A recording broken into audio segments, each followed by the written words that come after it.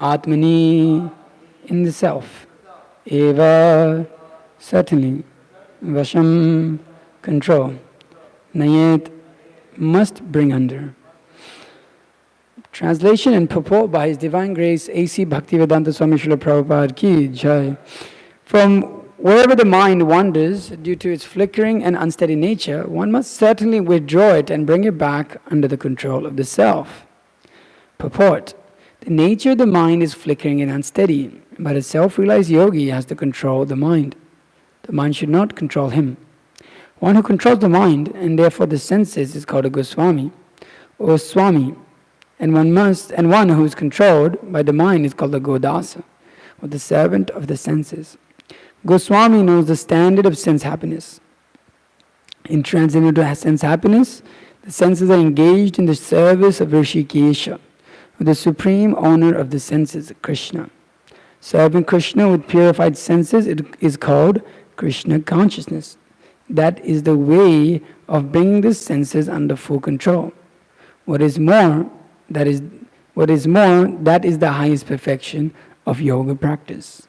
Om Jnana Timrandasya Gyananjana Shalakaya Chakshur Nimitam Yena Tasmai Shigrive Namaha Sri Chaitanya Mano Bhishtam Stapitam Yena Bhutale Swayam Rupakadam Mayam Dadati Swapadandikam Vandehang Shri Guru Shivatapadakamalam Shri Gurun Vaishnavanksha Shri Rupam Sagrajatam Sahagana Raghunatan Vitam Tam Sajivam Sadvaitam Savadutam Parijana Sahitam Krishna Chaitanya Devam Shri Radha Krishna Padan Sahagana Nalita Shiv Shakhan Vitamscha He Krishna Karuna Sindhu Dinabandhu Jagatpate Gopisha Gopika Kanta Radha Kanta Namastute Tapta Kanchina Gaurangi Radhe Vrindavane Suri Vishavanu Sute Devi Pranamami Haripriya Vanchakalpatarivesha Kripa Sindhubhya Patitanam Pavanebhyo Vaishnavebhyo Namo Namaha Namo Vishnupadaya Krishna Prasthaya Bhutale Srimate Bhakti Vikasa Swami Namane Namo Vishnupadaya Krishna Prasthaya Bhutale Srimate Bhakti Vedanta Swami Namane Namaste Saraswati Devi Gauravani Pracharya Nirvisesha Shunyavadi Pashyatya Deshatarine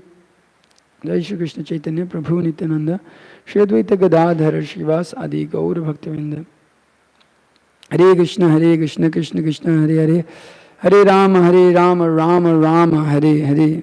From wherever the mind wanders due to its flickering and unsteady nature, one must certainly withdraw it and bring it back under the control of the self. All right, the water's gone. Somebody's going to get the water? Okay. So, Krishna's continuing on this process of yoga called Dhyana Yoga, concentration of the mind upon the Supreme Personality of Godhead.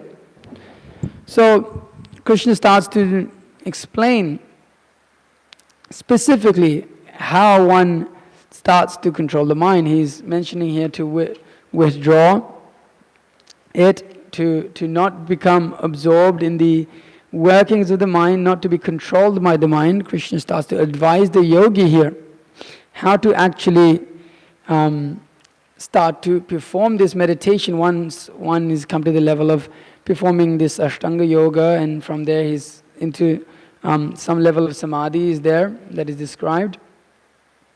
It describes determination and faith not to deviate from that. And so he starts to describe how one situates one mind on the Supreme Personality of Godhead. He starts to describe that more and more on the verse. What is the destination of such a person who fixes his mind properly? Which is a very difficult thing to do in this world. The mind is naturally, as Krishna says here, this is two words here, is chanchalam. Actually one word that's particularly used is chanchalam. This nischalati becomes very agitated, becomes very agitated. But this word nischal also means the opposite of chanchal. Actually that was the name that was given to my brother and myself when we were born. My brother was named Nischal and I was Chanchal. So these words are very familiar to me. It means that me being the very agitated one and my brother being the very stable. So this mind is very naturally and easily agitated. Anything at any moment, just like sometimes you're sitting in a class like this and your mind is not very engaged. Immediately if somebody walks through that door, your mind immediately goes to the thing that grabs its attention the most. So the mind is like it's a tool that is very quickly attracted to this, something that gives it some level of satisfaction. It wants satisfaction. It seeks satisfaction in basically at every moment. You'll find your mind is trying to get satisfaction out of everything by thinking, feeling, willing, and then trying to act through the senses. So the mind at all times wants to be satisfied. Therefore, it is always flickering in that state. This nature of, okay, where is pleasure? Where is pleasure? Where is pleasure?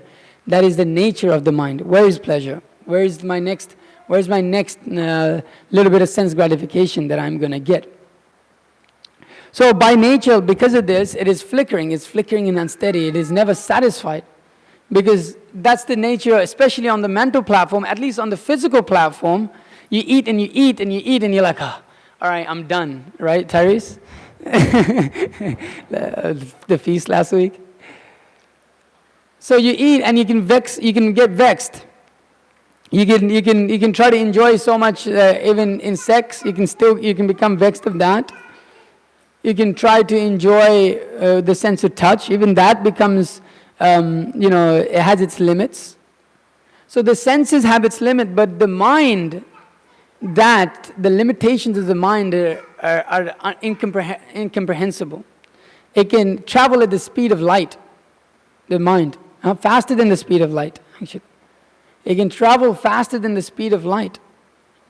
So the mind, it is very difficult to satisfy the mind, actually. It's very difficult. You can maybe do it for some time, materially, but to satisfy it at all times is very difficult because, you get off of work and you go home, okay, all right, finally, the mind is like, I've been trying to go home, and then you get home and you're like, the mind goes, why don't you do this now? Why do you do this now? This will give you satisfaction. This will give you satisfaction. This will give you satisfaction. And then you do that, and then the mind again. Its nature is to constantly just bring up this. Okay, now you're in that situation. Now, where's a better situation? Where's a better situation? So in that way, the living entity, he becomes conditioned. He becomes controlled by the mind. He becomes controlled by the desire to get pleasure. He becomes controlled by that, and the mind tries to act it throughout this with the senses. So the nature of the mind is flickering, unsteady. So this is very important knowledge to understand. This is something you don't learn so much in high school or university. That it is just how it is. People have anxiety, but to say that it is unsteady and flickering, some of these things are very actually philosophical. And so most people don't really even psychology doesn't particularly give an exact definitions or the actions or the way the mind actually carries out, the way the mind actually acts. They have some level of theory, but the way that the Bhagavad Gita gives it as a science. This plus this equals this. Lust plus greed plus lust, greed, and anger. All these things, they equal to decline to hell. When one becomes too much agitated in the mind, he becomes frustrated, he becomes angry, he loses his self, he loses his sense of discrimination. So the Bhagavad Gita gives a science of how this actually takes place. So Krishna is starting to describe, or he has described and is continuing to describe, the nature of the mind, by which at least first, if we can start to understand it, then we can start to go, okay, start to recognize where it's happening and start to control it. But Krishna then says here, Prabhupada here says, but a self-realized yogi has to control the mind. The mind should not control him. One who controls the mind and therefore the senses as well is called a Goswami. And Krishna, I think in this chapter or the chapter before, says that there's these indriyano mano buddhir, that the senses, the mind, and the intelligence, and then there's the self. So the higher than the senses is the mind, higher than the mind is the intelligence, and higher than the intelligence, the self. Or sometimes also false ego is said, or ego. So here, if one controls the mind, naturally he controls the senses. And a yogi, he has to control his mind. Because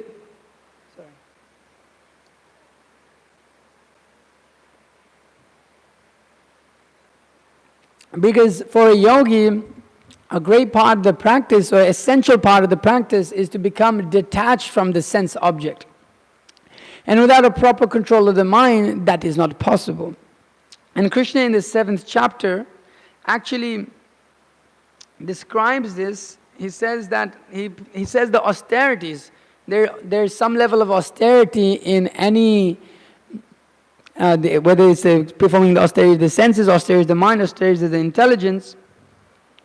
Krishna actually here, since we're speaking about the mind, speaks about the austerities of the mind. Mana prasadha samyuttam maunam atma vinigraha bhava samshuddhir iti etat tapo manasam uchyate. Krishna says, and satisfaction, simplicity, gravity, self-control and purification of one's existence are the austerities of the mind. These are very important to understand for a yogi or a practitioner of yoga, bhakti yoga, or any sort of yoga, here, that satisfaction, simplicity, gravity, self-control and purification of one's existence. This actually, purification of one's existence is also bhava. Then Krishna says in the word bhava means one's nature. Prabhupada translates this as one's existence, but of one's nature. One should change one's nature. Krishna says here that one should vinigraha bhava samsuddhi, purification. One should purify his nature. One may have different natures to try to enjoy, or to try to. One may naturally be inclined towards stealing, or may be naturally inclined more towards sense gratification, or different sinful activities. But one should purify that nature. Simplicity, satisfaction. So Prabhupada says in that purport, to make the mind austere is to detach it from sense gratification. It should be trained that it can be always thinking of doing good for others. The best training for the mind is gravity in thought. One should not deviate from Krishna consciousness, must always avoid sense gratification. To purify one's nature is to become Krishna conscious. Satisfaction of the mind can be obtained only by the mind away from the thoughts of sense enjoyment. The more we think of sense enjoyment, the more the mind becomes dissatisfied. In the present age, we unnecessarily engage the mind in so many different ways of sense gratification, and so there is no possibility of the mind's becoming satisfied. The best course is to divert the mind to the Vedic literatures, which is full of satisfying stories, as in the Puranas and the Mahabharata. One can take advantage of this knowledge and thus become purified. The mind should be devoid of duplicity, and one should think of the welfare of all. This is a very important point. Srila Prabhupada is saying that one should engage the mind, and he goes on saying how the mind is going to be satisfied, but he starts this off with, it should be trained that it can be always thinking of doing good for others. This was a profounding statement for me when I read this, because it's like, how do you control the mind? You always think of doing good for others. Why is it that Srila Prabhupada is exactly saying that? Why is Prabhupada saying that? How do you control your mind? Why is he saying that? That engage your mind in thinking for good for others. Why would Prabhupada say that? What is he referencing? How? Sorry? Give others Krishna consciousness. And what does Krishna say in the Bhagavad Gita in the 18th chapter? Those who distribute Krishna consciousness. They're very dear to him. So one who knows how to control the mind, he means he does not think about himself actually. A Krishna conscious person, he never thinks of himself. He never thinks of his own welfare, just like Prahlad Maharaj says, I am not so concerned for myself. My Lord, you do not have to give me any benediction. I am okay, I am doing fine, I am in devotional service. But my Lord, I am worried for the fools. Like hogs and dogs and asses, all these people, they're like animals who have no taste for Krishna consciousness, who have no taste for the service of the Lord. I am concerned for them. So Prahlad Maharaj is actually a perfect representation of a person who has a completely fixed mind. A controlled mind means a fixed mind, right? One whose mind is all over the place, it means he does not have fixed intelligence. It's all over the place. He does not have a fixed goal. So a Krishna conscious person has a fixed goal, and it's very easy to do that if one becomes absorbed in the welfare of others. He forgets about himself. Oh, me, myself, I have to do this, I have to do that, I have to take care of this, I have to take care of that. I'm in so much anxiety. The only reason, as Prabhupada says, the more one meditates upon sense gratification, the more the mind becomes agitated. Isn't that amazing? You would think that the more you try to satisfy those, okay, I have a desire, I should satisfy it, then hopefully after that I'll be peaceful. But Prabhupada says the complete opposite. He says that actually the more you satisfy the mind by material sense gratification, the more agitated it becomes. And Krishna says this in the Bhagavad Gita. What does he say? It is like, this is lust. And it burns like fire. So it burns like fire. It's never ending. You're pouring fuel on fire more and more. What's going to happen? It's not going to stop. Sometimes you've seen that fire is going out. You pour it on there and then it goes out for a little bit. It seems like it's gone and then it blazes like anything. So this is the mind. This is what the mind is like. You try to satisfy it, and the more it becomes dissatisfied. It's just like I was saying, it doesn't have any end to it. The senses are a little bit more, they become vexed easily with the mind. It's a crazy beast. The Krishna gives the example of these horses pulling in all these directions, and the mind is just completely bewildered, has no control, has no direction, has no ability. Completely out of control. So it causes us a lot of pain by trying to enjoy. Although it's seemingly, this is the illusion, seemingly it is going to be enjoyment. Therefore, Krishna is saying here, just be satisfied. One of the austerities of the mind is whatever situation you're in, be satisfied. Satisfaction, simplicity, gravity, and self-control. These are the austerities of the mind. Why is Krishna saying this? If you do this, you'll be able to perform proper yoga. You'll be able to have proper meditation upon the Supreme Personality of Godhead. As we also read in the pastimes of Bali Maharaj, a dissatisfied Brahmana, he loses his potency. His potency gradually becomes less and less. Why? Because when one is satisfied, he's able to, as Prabhupada is saying here, that he's able to think more and more of Krishna. When one is satisfied, and it is only possible to be satisfied if one engages himself in Krishna consciousness. Rishikena Rishikesha Sevanam Bhakti Ruchyate. That he engages his senses in the service of the Lord of the senses. That is how you control the senses. I heard this amazing understanding, or he gave this amazing understanding of our God brother, one of our God brothers, Keshavananda Prabhu. He was saying that how do you control the senses? Well, the problem is we don't know how to control it. So you're asking the question, how do you control it? Because you don't know how to control it. Well, just like if you don't know how to control a horse and you just bought a horse, you hire someone who knows how to control a horse. If you don't know how to drive a car, you call an Uber. They know how to drive a car. So then that takes you to the place you want to go. So he says that Krishna, he knows how to control the senses. He's the controller of the senses. He's Rishikesha.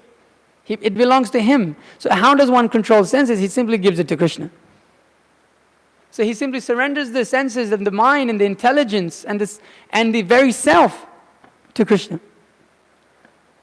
And naturally, Krishna takes control. Krishna takes control means that all those senses become engaged in the service of Krishna. They become satisfied. They are not frustrated, they are satisfied. So the austerities of the mind is, even in the difficult situation, one is satisfied. Even in a situation where there is every reason to be dissatisfied, the Brahmana or the devotee, he learns to become just satisfied. And when he is in such a situation, he is actually Krishna conscious. Because he understands that I have done my service to Krishna, and whatever the fruits of my results are, I am not attached to them. He is actually Krishna conscious. He understands, okay, there's just like Arjuna, he's lamenting unnecessarily, and Krishna tells him, don't lament. This is not to be, you're not meant to lament. Don't be, a self-realized person does not lament for neither who is dead, neither who is living. But that does not mean that there isn't a level of that, just like for one who is dead, there isn't a level of feeling of like, oh, it's not that when in the Vedic culture, those who are self-realized, there's like somebody's parents dies and he's just sitting there and he's just full of gravity and he's just like, yep, this is just how life is. No, there's a level of mourning there, but it is not dissatisfaction. They're not dissatisfied or vexed or bewildered by a death of someone. Our Krishna is saying that to Arjuna. Krishna is saying, forget all your mothers and fathers. If they die, so what? Just stand strong. Krishna is saying, no, do not become discouraged. Do not become discouraged. Do not throw your duty away. You perform your duty. Yes, we have feelings. So we have feelings that, okay, sometimes Krishna, and we want to perform devotional service to Krishna, and sometimes it doesn't work out the way we want it. Sometimes it works out the way we want it, but then everything fails straight after that, or just everything goes wrong. But amongst all that, a devotee may go up to Krishna and he has feelings, but he never becomes discouraged in his duty. He remains satisfied. He remains satisfied. He remains simple. And by these he has this self-control, and he constantly tries to work on purifying his existence. Because the mind's nature is to constantly drag us back to that nature. To that the nature of doing whatever, those natures that come about by our guna and karma that we're conditioned to. The mind always wants to take us back to that. Just like, even now after trying to perform devotional service for 4 years, 5 years, you sit there and you're trying to chant your japa, and your mind just takes you back to the place, time, the feeling, the smell, everything. 6 years ago, when you're engaged in sinful activity, you're sitting in the room chanting japa, but actually you're in the past. Maybe I was reading in the Bhagavatam or somewhere, the mind has the ability to make you time travel into the past.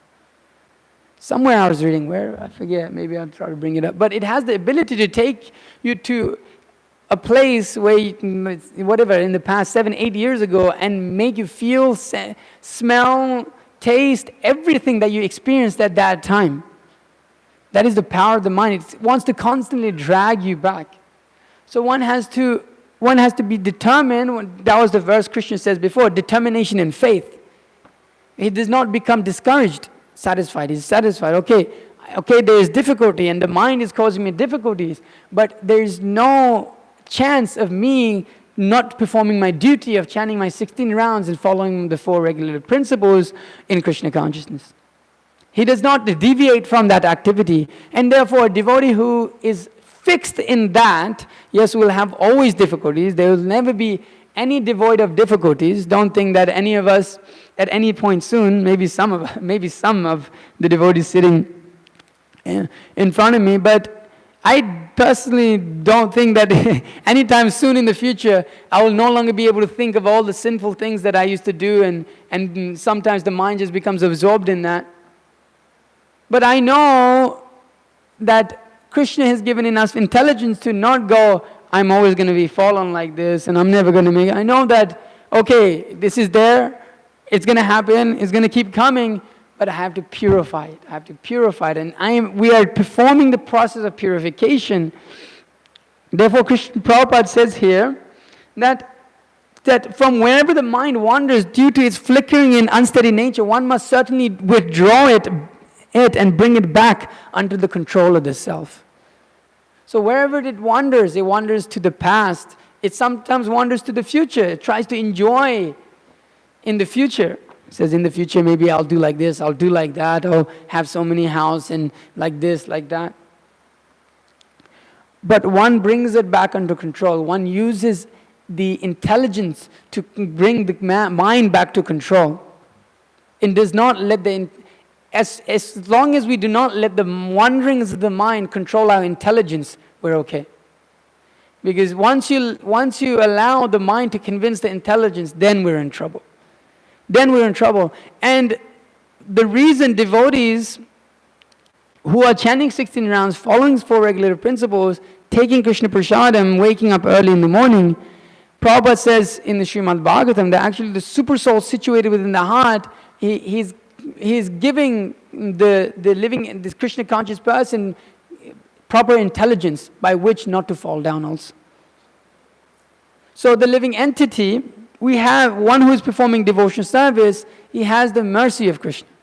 So he uses his intelligence, although the mind naturally, it wants to wander so many places, he uses his intelligence to keep the mind in its place. Okay, you can go here and there a little bit, but okay, there's a certain point where you're not allowed to cross the bounds. And so the mind, the more we control the mind, the easier it is to control the senses.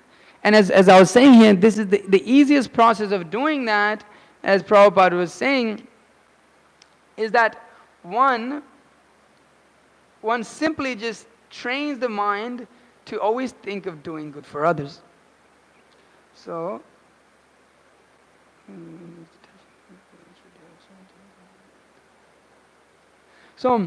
if one simply does that, serving Krishna with purified senses, this is called Krishna consciousness. If one simply does that, when he simply dedicates his life to seeing how I can benefit others, this is the person of topmost character. This is a person of topmost control. Because he is no longer absorbed in sense gratification. Naturally, who thinks about the welfare of others, he doesn't think about himself. So the idea that because the mind is agitated by sense gratification and the attachment for sense gratification, then this is the ultimate solution for controlling the mind. There is, Krishna gives all these processes of Ashtanga Yoga and all these things. But ultimately Krishna says, you just think of me, surrender unto me. And thinking of Krishna means how to help others come to Krishna. It's not just as we learn from our own acharyas, it's not about just sitting in Vrindavan and just meditating upon Krishna. Because Prabhupada says that if we try to imitate like that, we'll simply just fall down. So the acharya, knowing, he has given the process of how to control the mind.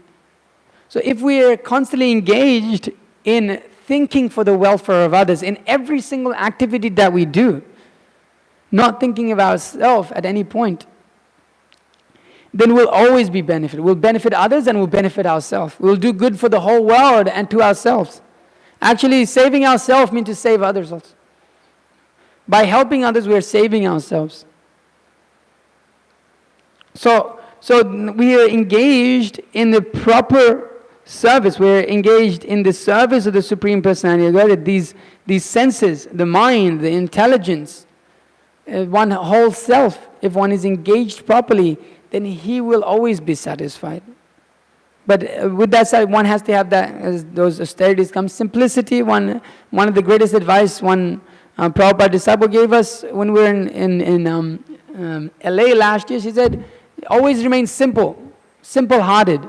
Actually, a devotee is very simple-hearted. He does not expect grand things to happen to him. He does not expect, if I go here, I should be treated like this. He actually has no expectation in his mind.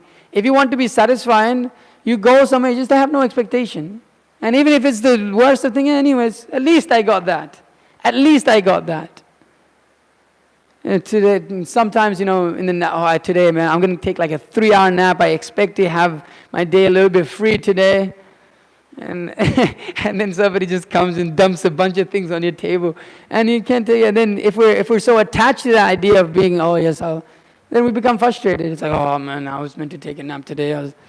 So we become frustrated. But if one is simple-hearted, is just simple, who remains satisfied. So therefore, Srila Prabhupada has given the formula for us: simple living, higher thinking. By living simply, you'll naturally be able to think highly. You don't have to worry about all these arrangements. You just little yoga mat, a little pillow, a little bit of prasadam, simple life. Similarly, in the farm, simple, no electricity, no ugra karma society, no big machines, nothing, simple life. You do your work with what you can. You travel as far as you can. Prabhupada said, what is this? In one day, a man should only travel as far as the bullock cart can go and come back. No, he says, is this go, or do you remember? We have to record it. And come back, he says. There's I think a Prabhupada memories where one of the Prabhupada disciples are saying that Prabhupada said a man should only travel as far as the bullock cart can go at the end of the day, or something like that. So simple life, simple living, higher thinking, naturally becomes satisfied.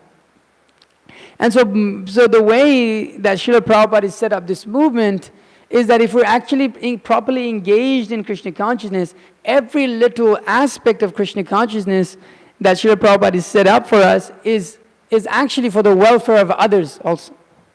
The book distribution, prasadam, the morning program, the temple, these are all set up for the welfare of others, so that the devotees or the devotees who are living in the temple, their only service is to facilitate others. Their service is to facilitate others coming into Krishna consciousness. And naturally, because the system is set up like that, for those who come to Krishna consciousness, they also facilitate others coming into Krishna consciousness. So, it is very easy, Srila Prabhupada has made it very easy for us to engage in always thinking for the welfare of others by his Transcendental book distribution, by the Harinam, by prasadam distribution. But still we find it difficult for us because we're not absorbed in that mission, or we're not completely absorbed in the idea of doing welfare for others. So if one can do that, then his senses, his mind, his intelligence, they all come under control, and he no longer runs after sense gratification. He becomes satisfied within devotional service, and so he naturally brings himself back under control. This mind naturally flickering. Therefore we chant the Maha Mantra, Hare Krishna, Krishna Krishna, Hare Hare, Hare Rama, Rama Rama, Hare Hare, which is the topmost mantra, that which delivers the mind. Mantra, that which delivers the mind. Simply by chanting this Maha Mantra, by simply focusing these senses, using the ears, the mind, and using one's intelligence to chant Hare Krishna also, that should be done, it completely purifies our existence, simply by performing this activity. So one should be absorbed in these activities of Krishna consciousness.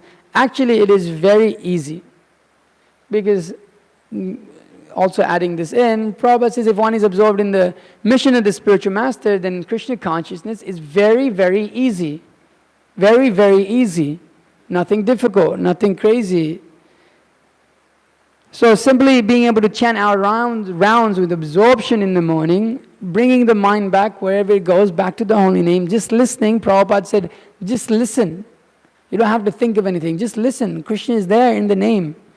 You don't have to try to concoct some, okay, now I have to, you can look at a picture if you're not able to do that, also advised. But Prabhupada just says, just listen to the mantra. Don't listen to this and that, don't listen to a kirtan while you chant your rounds, don't listen to anything else, just listen to the sound vibration that is coming out of your mouth. And then absorb the mind in that. And by doing that, day in, day out, I think Maharaj said 50, if you do that for 30 years or 50 years? 40 years. 40 years, if you do it for 40 years, day in, day out, with proper attention, without performing those 10 offenses to the holy name of the Lord, then we can go back home to God. Within 40 years, that's a pretty good deal. We've been in it for millions and millions of years. So it's a pretty good deal, 40 years.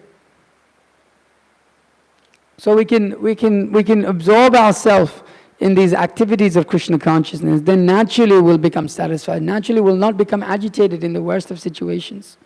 We'll remain steady. It will be of that steady nature that Krishna so much speaks about, that we so much hear about throughout the Bhagavatam. We so much see in those devotees who have perfected the chanting of the holy name, perfected the mood of devotional service.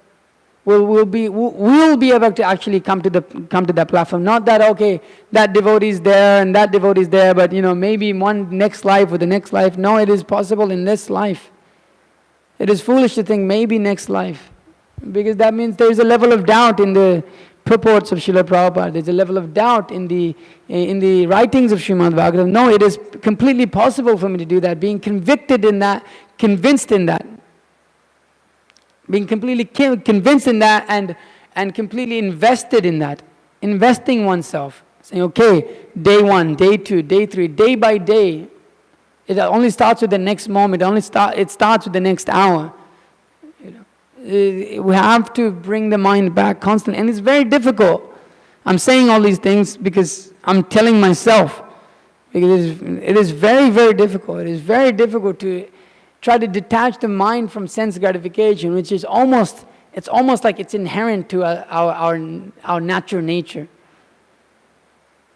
So, if we simply do that, then Krishna says that in the next verse, the yogi whose mind is fixed on verily attaining the highest perfection of transcendental happiness, he is beyond the mode of passion. He realizes his qualitative identity with the Supreme, qualitative identity with the Supreme, and thus is freed from all reactions to past deeds.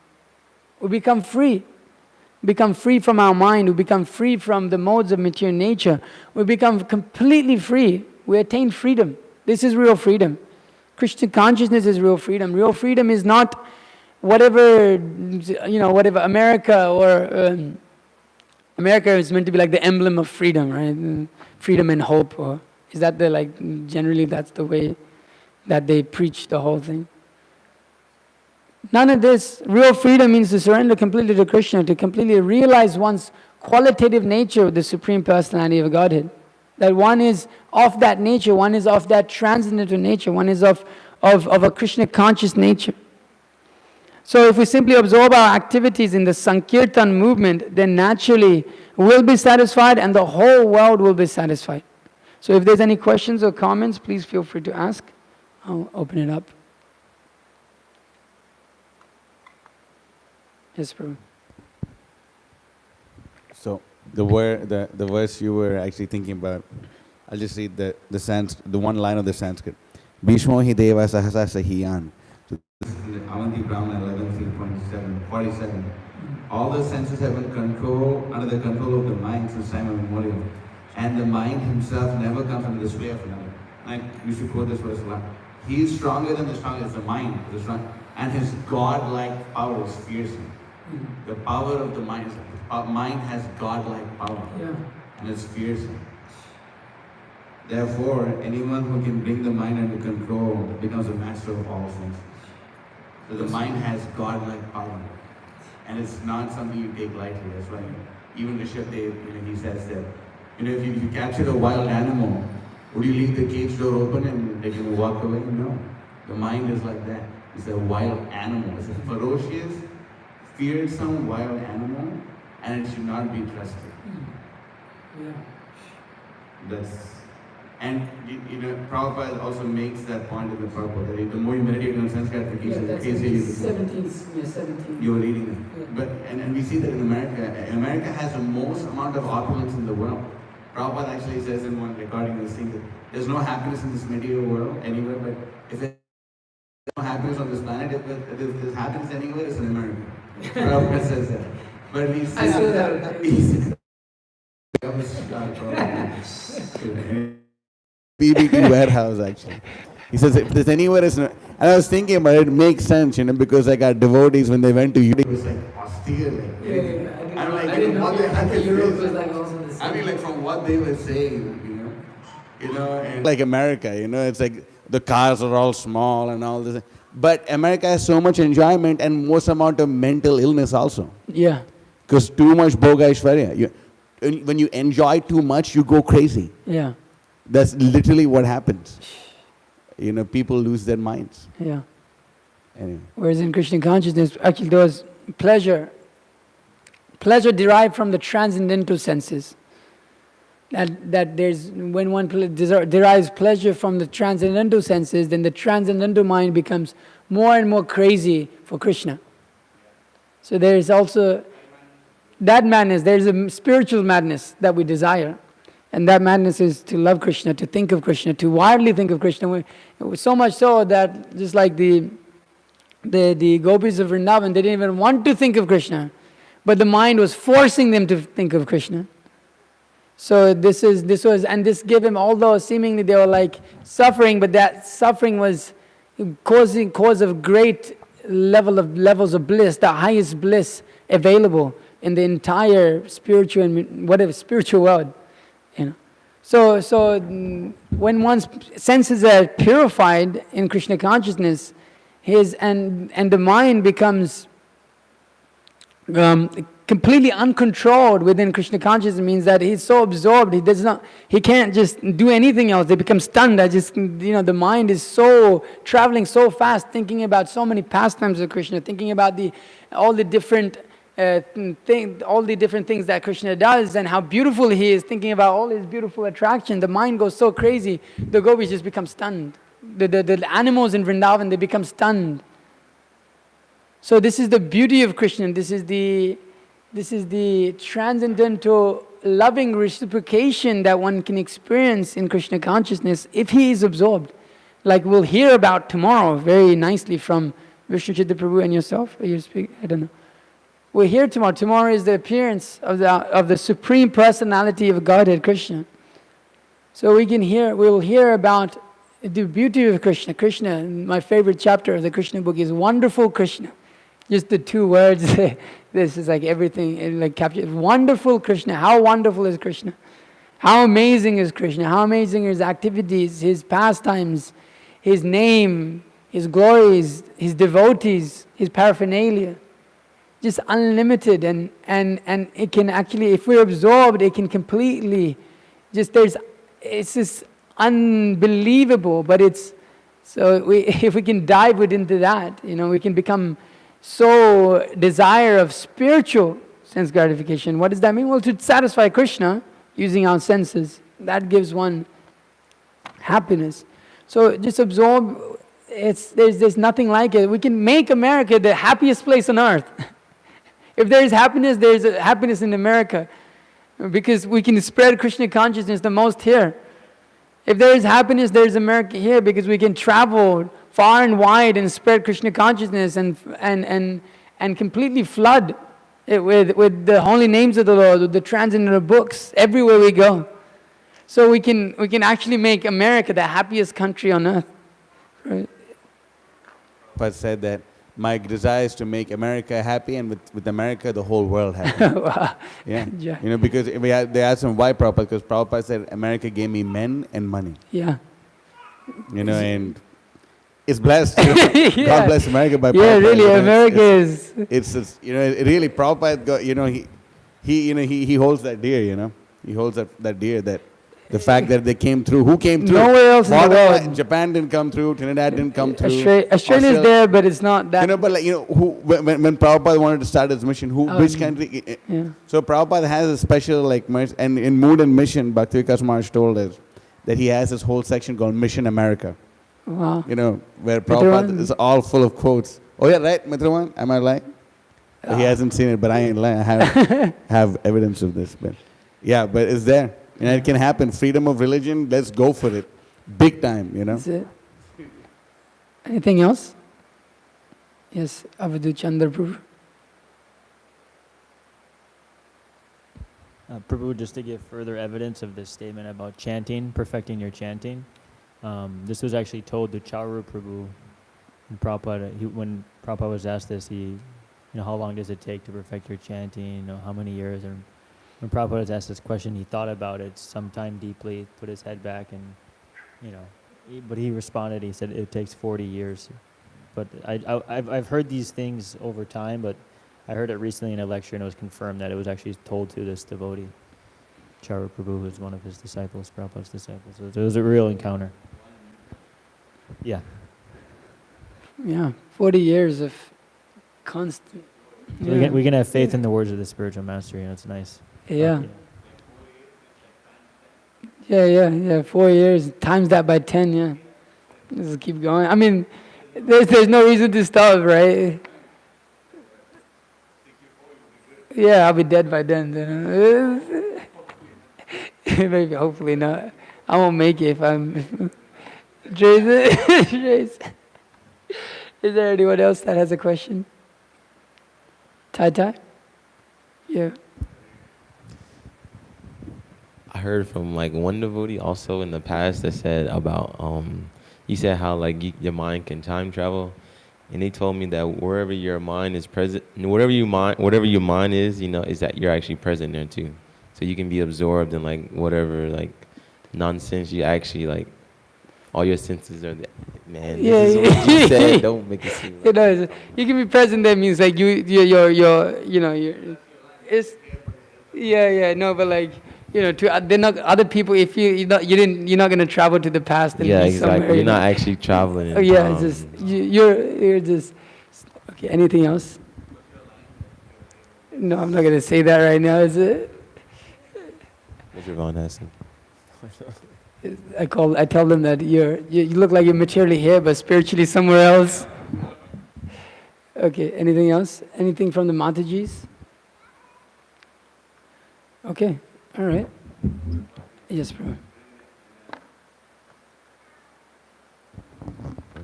In a recent lecture, Bhakti Vikas Maharaj was saying that yes, there's going to be many lives. You can be doing this for many lives, but one of the lives is going to be the last life.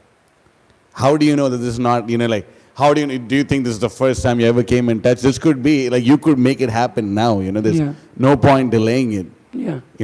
Some of these one of these have to be the last life, Yeah. So anyway. Yeah, just keep pushing it, keep going. That's my line, just keep pushing it. That's anytime on Bookstore, just keep pushing. Don't moan, don't groan. Don't moan. What's the rest of it? I don't want to say it, but no. No, it's like an American thing. Huh? Oh, just you have something for me? Some people have this idea that it may take multiple lives to become liberated, and in this life, okay, I'll just indulge in sense gratification, knowing, okay, just a future life, I'll definitely become liberated. But it's, in the case of, oh, never mind. But it's actually the case that you get so fed up with material life that your motivation to become liberated is so Your intense. motivation can be what? Sorry? Your motivation is intense enough Uh-huh. to become liberated. Yeah, Yeah. that's one. The thing about that is one has to be a little bit careful because one comes, if one is motivated by that only, there's only so far you can go with that. Because let's say somebody's motivated by that, but once you come to Krishna consciousness, there's a level of satisfaction actually. You're not tortured by the waves of material nature anymore. To a great extent, you'll try and don't chant a single round in the morning and see how you feel at the end of it.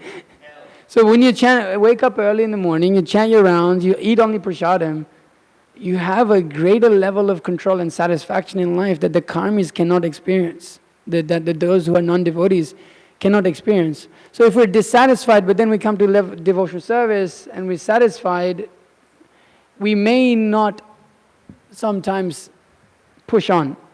Okay, I'm satisfied, I'll just remain here like this. So that's why it may be the initial thing that most of us, come through, that we're dissatisfied with the material world. But then one has to you have to come to the other end of wanting to have that relationship with Krishna, wanting to develop a service attitude, wanting to develop that loving relationship of service between yourself and Krishna. So that has to be invoked. Otherwise, there's not much hope.